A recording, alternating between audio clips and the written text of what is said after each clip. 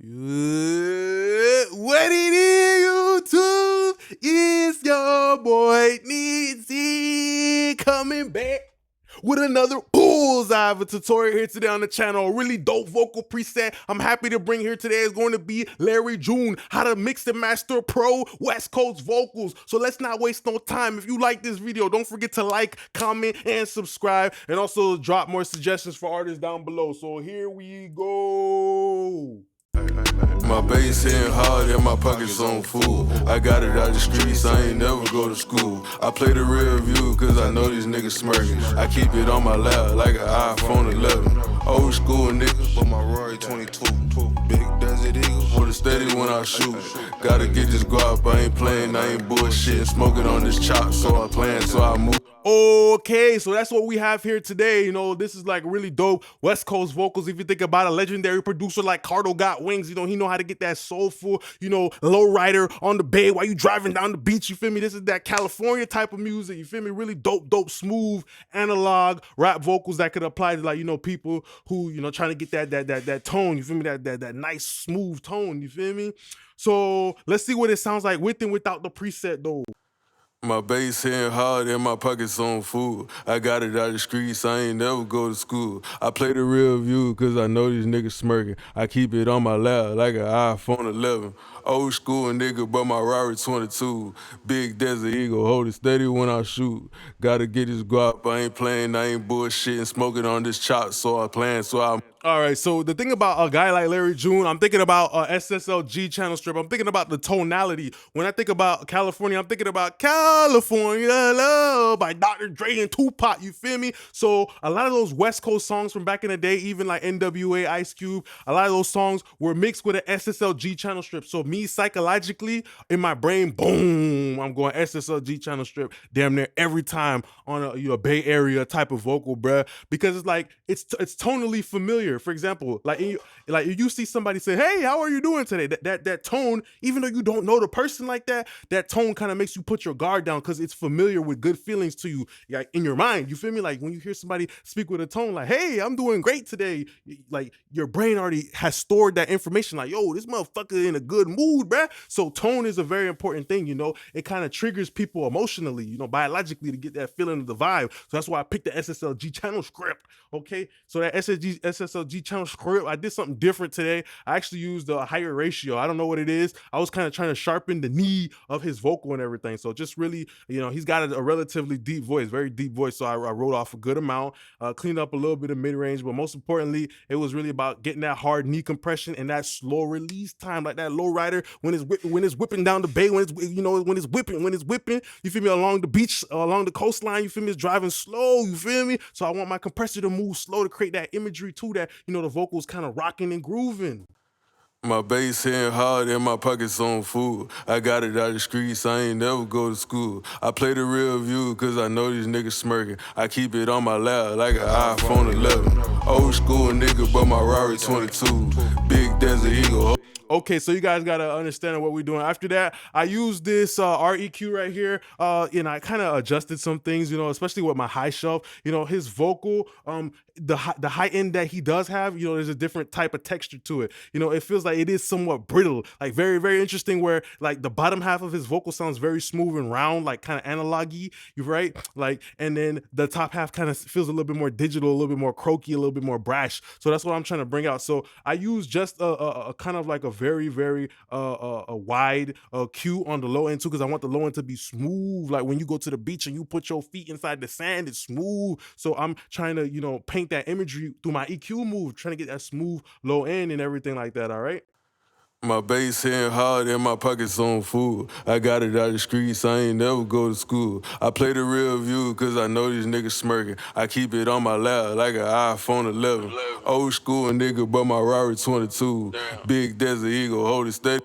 All right, so after that we have an RDSer doing a couple of DBs, and I like the RDSer because you get to play around with the range. So maybe if you want to set like a maximum value, where it's like, oh yo, don't DS more than like whatever, like what like don't DS more than 4 dBs. This is a very useful de-esser. I'm not gonna lie, I like it a lot. After that, we did something a little different today. We used a C6. I much really appreciated the floating bands, having the floating bands specifically. I'm trying to control the low mid of a Larry June type vocal without being relatively invasive. You feel me? To the low end, because his vocal is kind of like a big, like a butcher. I feel like a butcher right now, where that big ass cow comes in, and now I'm trying to strip off a little bit of steak, and I'm trying to get the T-bone, and I'm trying to get the sirloin. You feel me? And I'm trying to get all the different parts of the steak. It's like his voice being so deep is like a big blob, a big meat, and I'm being a butcher with my EQ and my dynamic processor slowly carving out these different pieces and bones. You feel me? Type shit. So a little bit dynamic right here. This is only ducking out that that Tylenol, Robitussin nasally frequency in the low mid only when there's a buildup. And then most importantly for me is getting that super top end somewhere around like 14K to start doing jumping jacks. I'm trying to boost up the noise floor on that super top end. My bass hitting hard and my pockets on food. I got it out the streets, I ain't never go to school. I play the real view cause I know these niggas smirking. I keep it on my lap like an iPhone 11. Old school nigga, but my Rari 22. Big Desert Eagle, hold it steady when I shoot.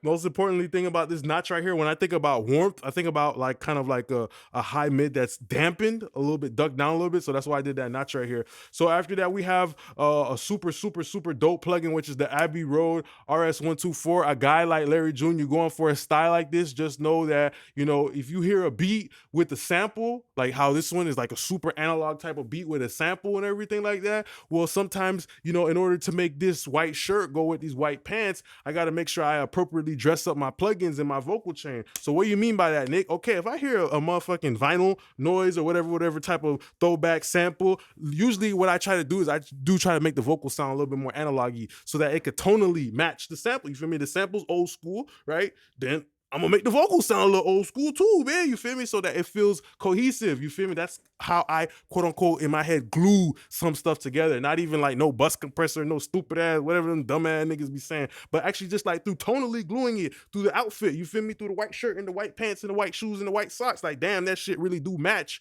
But through your ears though. So that's why I'm using the Abbey Road RS124, because it's smooth and rocking. It's a Verimute compressor. You feel me? That's that Verimute compressor is mostly just pushing that mid range. You feel me? Because I done already cut out so much body out of his vocal. Now I'm trying to boost it back, but with the components of the tool, me understanding my components.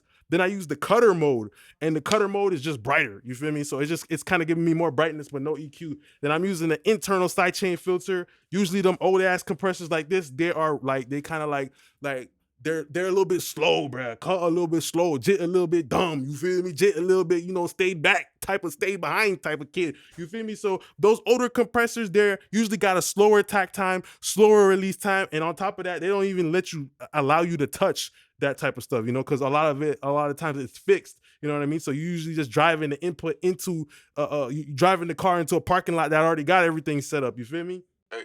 My bass hitting hard and my pockets on food. I got it out the streets, I ain't never go to school. I play the real view cause I know these niggas smirking. I keep it on my lap like an iPhone 11. Old school nigga, but my Rari 22. Big Desert Eagle, hold it steady when I shoot.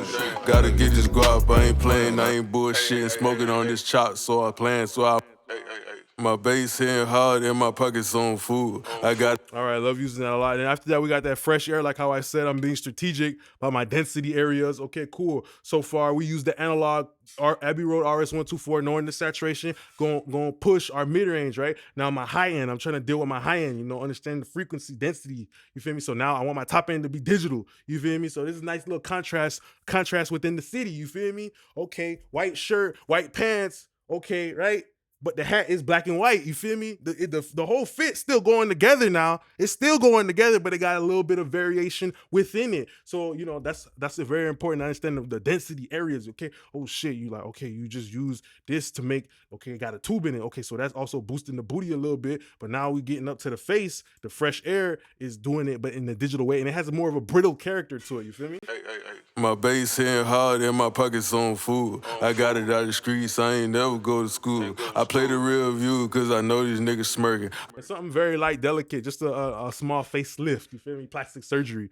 And then after that, we got an Artvox, and his voice is deep, bro. And I know that the Artvox adds low mid body, you feel me? It puts some fat, you feel me, on the body, you feel me? So I'm not trying to use too much of it. I'm just using it just to squeeze it a little bit. But usually when you start cranking down that Artvox, it's gonna compress the vocal, but it's like, where does it shift the weight at? You feel me? Like, if, for example, people who get like liposuction, you feel me? They take the fat one place and they put it somewhere else. So that's how I see the Artvox, bro. Like when I start compressing with my Artvox, it's compressing the signal, but it's starting to shift more of the body into the vocal, you feel me? So he got a deep ass voice, and I don't want the low end to be too sloppy. So that's why I only did a pinch of Artvox in the pot. All right, we know what that's doing. And after that, we have a silk vocal as well, just kind of doing a little bit of cleanup. I liked it really for the gate, you know, going back to back on my gates. I don't know what it is, but it just kind of tightens up the vocal. Like you got a situation where you got a shirt and it only got so many buttons on it. You feel me? So how I see it as a gate is like how tight am I trying to make the shirt? How many buttons am I going up? So I use two of the gates back to back, doing a little bit. My bass hitting hard and my pockets on food. I got it out the streets, I ain't never go to school. I play the real view cause I know these niggas smirking. I keep it on my lap like an iPhone 11. Old school nigga. All right, after that, we have the NLS bus. I'm using the mic mode, and the mic mode is the EMI emulation. So these plugins, whoa, isn't that your, whoa, hold up. Oh, no, this is, isn't that your cousins, brothers, auntie? The mic is modeling the EMI console, you feel me? And then this is like the Abbey Road is modeling, they from the same studio pretty much. My bass hitting hard and my pockets on full. I got it out the streets, I ain't never go to school. I play the real view cause I know these niggas smirking. I keep it on my lap like an iPhone 11. Old school nigga, but my Rari 22. Big Desert Eagle, hold it steady when I shoot. Gotta get this guap, I ain't playing, I ain't bullshit. Smoking on this chop, so I plan, so I move different. Yeah, my money long, hella long. All right, yeah, so both of them boys is related, man. They cousins pretty much, right? This is modeling the EMI console at Abbey Road. This is the actual Abbey Road plugin. So that's kind of how I'm gluing things together through the tonality, like how I said, also using plugins that are, hey, don't y'all kind of look alike? Now y'all standing next to each other at this family photo. Y'all kind of look alike. Isn't that your cousin's auntie's grandma? You feel me? Type shit like that. You know, they all got a familiar tone, a familiar face, a familiar feeling. After that, we using that Kramer tape. My bass hitting hard and my pockets on food. I got it out the streets, I ain't never go to school. I play the real view cause I know these niggas smirking. I keep it on my lap like an iPhone 11. Old school nigga, but my Rari 22. Big Desert Eagle, hold it steady when I shoot. Gotta get this guap, I ain't playing, I ain't bullshit. Smoking on this chop, so I play. So we mostly just using that we using that Kramer tape in order to, you know, put us in a situation where, you know, it's just moving out the high end. All right. After that, we have this this Kramer slap as our little delay. You can hardly really hear it. It's just more of a feeling thing. Then we have the Kramer tape serving as a little bit of pre-delay on our reverb. We're using a room reverb.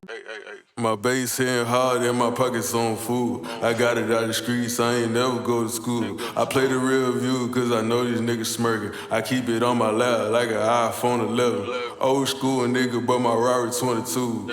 Big Desert Eagle. Letting a lot of the top end from that reverb come through is helping the reverb shimmer a lot. Then we have a doubler. Most important thing about my doubler, man, is I started taking out a lot of the bottom, right? I started taking out a lot of the bottom because I don't want to double up on the bottom, right? Because his voice is already so deep, so I did a crazy cut on the lows. Then we had the Abbey Road RS124 again, and I'm using the vocal presence preset, and I love using this. I use this consistently on a bunch of mixes. The vocal presence preset is really dope. It blends in. It just gives that nice bit of a cement, a nice little bit of an anchor, a nice little bit of solidity, that flagpole inside the ground that secures everything, you know? My bass hitting hard and my pockets on food. I got it out the streets, I ain't never go to school. I play the real view cause I know these niggas smirking. I keep it on my lap like an iPhone 11. Old school nigga, but my Rari 22. Big Desert Eagle, hold it steady when I shoot. Gotta get this guap, I ain't playing, I ain't bullshit. Smoking on this. All right, and the last thing that we want to go over real fast is the Adlibs. And with the Adlibs, they kind of have like this lo-fi flangey type of sound in the mix. So I'm just going to go over all of the plugins real fast. My bass hitting hard and my pockets on full. I got it out the streets, I ain't never go to school. I play the real view cause I know these niggas smirking. I keep it on my lap like an iPhone 11. Old school nigga, but my Rari 22. Big Desert Eagle, hold it steady when I shoot. Gotta get this guap, I ain't playing, I ain't bullshitting. Smoking on this chop, so I plan, so I move different. My bass hitting hard and my pockets on full. I got it out the streets, I ain't never go to school. I play the real view. Yeah, so most importantly thing with the Adlibs is just using a situation of a different texture, right? So the lead vocal is already so smooth. Now I'm using that tape, that Kramer tape, to like distort and mangle up the Adlibs a little bit so they have a crunchy texture. Like they're like chips, you feel me? Like the Adlibs is like a crunchy Lay's chip and the other one is like a different chip that is a little bit softer, you know what I mean? So it's just a situation where I'm just going for a different texture and I'm making it darker. And you know, when you use a little bit of tape saturation and stuff like that, you also might get a flanging property because, you know, there's like a little bit of delay and everything like that. So it kind of creates a natural phaser and flanger effect that I kind of like, you know, double down on even more with another flanger. All right, so this is pretty much the end of the video today. If you guys want to get the preset, go ahead and check it in the link down below. You guys can get it. You'll see it there. Don't forget to like, comment, and subscribe, and also suggest more ideas for artists down below. I just want to say thank you very much for being a great part of my YouTube family gang. Appreciate y'all now. Peace.